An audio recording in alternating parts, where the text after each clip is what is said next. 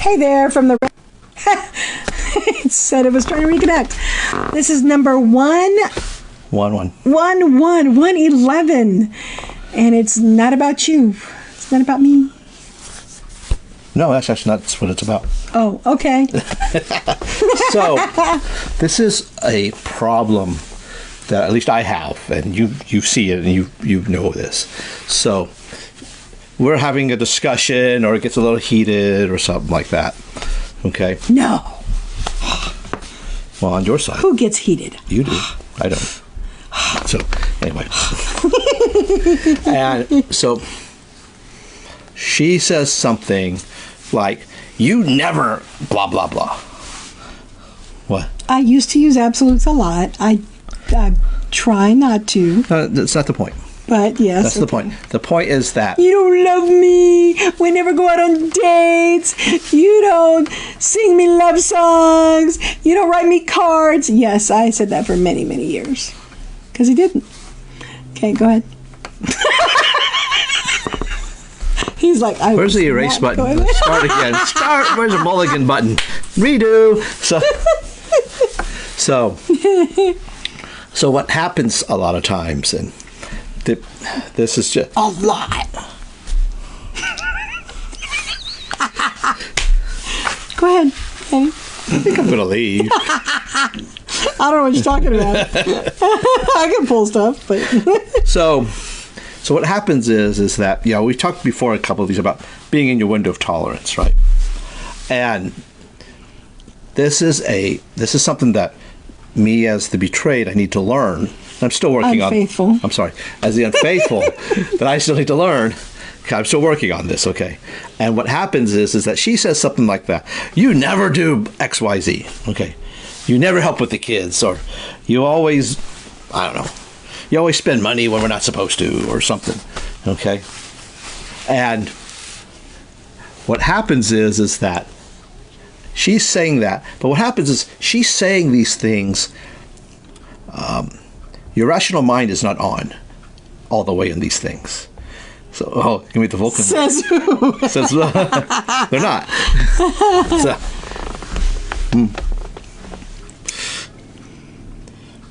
okay, whatever. Jeez.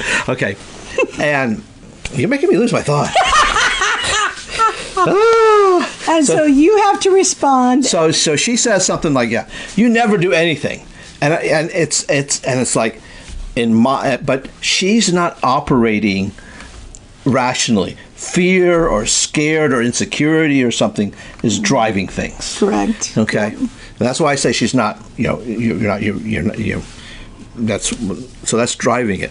So what happens is that she says something like that, says like, you never help with the kids, and my mind, the first thing I'm going to say is, well, yeah, I do. Okay, that's what I want to say, but my brain also has been taught enough to say, yeah, you say that, that's not going to help anything. Okay, and the problem is at that point, what? Okay, well, I'm not going to say anything, but then you kind of shut up because you don't know what else to say. But the problem is that it's that she is not she's operating out of a fear, and she says that, and now I've turned the focus on the issue onto me, about me, I don't do that. Yes, I do. Defending yourself. I become defensive about it, even if it's just in my head.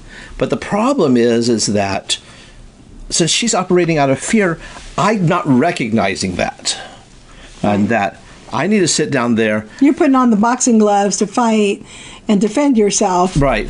But what both parties actually need is for me to sit down there and realize, okay, think about what's been said on and say, okay, say something is scaring you, or something is upsetting you, or what's making you fearful, where you need to ask the persons, ask questions about.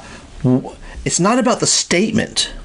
It's about the feelings that are driving the statement. And because they're feelings, they're all over the place. Mm-hmm. They're not rational. They're not logical. But the feeling is there. And that's what I need to learn, to sit down there and say, just basically take the comment that she said, throw it to the side and say, she's saying this out of fear or whatever, and then ask her. Or feeling alone, feeling abandoned. I mean, there could be valid feelings. There are feelings of some sort, okay? And whether the situation is valid or not, okay, that's not the question. The feeling is real, and you need to get to the feeling to ask it, and then start asking questions about what is causing that feeling, Right. okay? And then you can talk about, well, I don't know, let's pick something that, well, you got out of bed in the middle of the night and went downstairs and were down there for a long time. And that reminded me of something. Okay? This is real actually. So, and then, my first answer could be, well, I didn't do anything, which I've done. Okay? It's not helpful. Okay? But the answer is, I could see, you need to come back and think about, okay, there was some fear I triggered, okay, and that it's, well, I need to come back, I could see why that would cause you to be afraid or be worried or suspect or something. And from there... And you can get the feelings out, the feelings wheel out. We have a pillow, and we have it printed as well, and say, what are you feeling? But the point is to get that feeling out, and then say, okay, talk to me about what is making you feel that way. Right. Okay. And it could be that, you're like I said, I went downstairs and couldn't sleep, so I went and worked on stuff or something. Who knows what? All right. But which for a betrayed is kind of like, yeah, sure, you were looking at porn, or you're lying to me. So, but and that's the feeling coming out. All right. Now, that it's on my part to sit there and try to get that feeling out, and you have to put on your elephant hide skin on all the things said, and let them bounce off of you, and keep working on what is going on in her, and not become defensive. It's hard to do that. It takes a lot of practice. I still need a lot of work at it, but at least up to the point I don't say anything. But that's only step 1 of 10, really. But you have to remember to put the focus back on. Don't pull the focus onto you. Put the focus back on her about what is going on. And maybe you don't understand. You say, okay, so what? Why? You're feeling something. What are you feeling that made you say, or something? And you just try to get them to talk about it. All right. And the idea is to get them to talk. In the process of talking, it slows them down. It helps them. It helps their fear or whatever the feeling is driving them become less. Intense. Not less intense. I'm not saying not intense, right, but less intense. That's the same thing. Not intense, less intense. No, that's not two different things. Not intense means it's not big. It's like big headache, little headache, no headache. So. Okay. Oh, anyway. Whatever. Okay. And the hardest thing, you can see how if you don't have mentors, support group, therapists, professionals that can help you communicate and help you learn how to do this, it's really hard. I mean, if you were hard before, if it was difficult for y'all to communicate and you argued and whatnot before betrayal, well, just take it up a lot, double, quadruple, whatever, because you have an addict that is used to buffering and not facing any issues and using whatever their addiction was to make them feel better.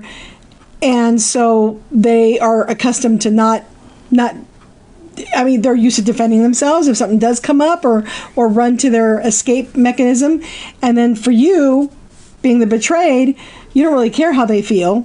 You want to pick them apart and beat them up. And so both have to get to the point where, okay, we both want to understand each other. We both need to listen. But we both need to keep going. Have the goal of communicating and making this constructive and not, I'm going to be right, not... I'm going to defend myself at all costs. I'm going to defend my right. But I'm going to add something here. The caveat here is that what you say is true, but there's a big timing question here. Is that it's not you two? That's not happening at the same time with both people. Right. Right. When one person's having a dysregulated. Thank you. That's the right word. The other person needs to step up to the plate. Right. And be the functioning adult. And they're the ones that are going to have to sit down there and take the high road. And they're going to take the shot. You're going to take the shots. Okay. Yeah. But you're going to sit down there and slap them to the side and understand that the other person is not regulated. They are operating outside of their window of tolerance. Right. Okay. And you need the other person. I would need to stay in my window of tolerance at that time. Okay. Now, I'm going to say this: that if there's work that you need to do, I need to do to stay in my window of tolerance, people I need to talk to, you're probably not the person to talk to about it. Though. Correct. That's where you talk to your therapist or whatever about it. To sit down there and stay in the window of tolerance. What you can do there. Andy Caparucci's got some stuff on that was really helpful. But the point here in the end is that if the betrayed is triggered, the unfaithful needs to put on their catcher's mitt gear, be steady Eddie, and sit down there, and when things are said, go below why are these things being said. Right. Not the fact that they're calling you all these things, which may be true, may not be true, who knows. But they're operating out of fear, and so they're dysregulated, and so when you're dysregulated, all sorts of things are going through your brain. The mama bear's been poked, so no, that's not the right. Don't use that term. That's wrong term. So not the mama bear. So why is it the wrong term? What? Why is it the wrong term? Because your cubs may or not be involved. That only involves with the cubs. No. Yeah, that's what that term means. I'm telling you, that's what it means. Yeah, because that's when usually it's about mom and the kids. Usually they are thinking of all of them because all the addict is thought about is themselves. Okay, if that's what you're going with, that's fine. But in this case, the examples we're talking about were not. Either way. These are the examples that you said. If you're not helping with the kids, well, anyway. So the goal for both of you is to not try and be right and not beat the other person up, but to have discussion and get to the root of the problem, what's actually being said. Oh, okay, right. And I want to say something here. There's somebody who said something this recently, that sometimes the unfaithful will think, well, when is it my turn in all of this? Okay, you gave up your turn. Okay, you threw it out the window. If there was no issue of that, then you could say that type of stuff. Right. But with the being unfaithful, you kind of threw any of that weight out the window. Right. Yeah, so your turn you threw away on this type of stuff. Right. So until there's a good amount of healing and even recovery work, and there's a lot. So. Okay. Done. Okay. Yep. Sounds good. All right. Have a good one. All right. Get out of the chair. It gets easier with time. Get out of the chair? No.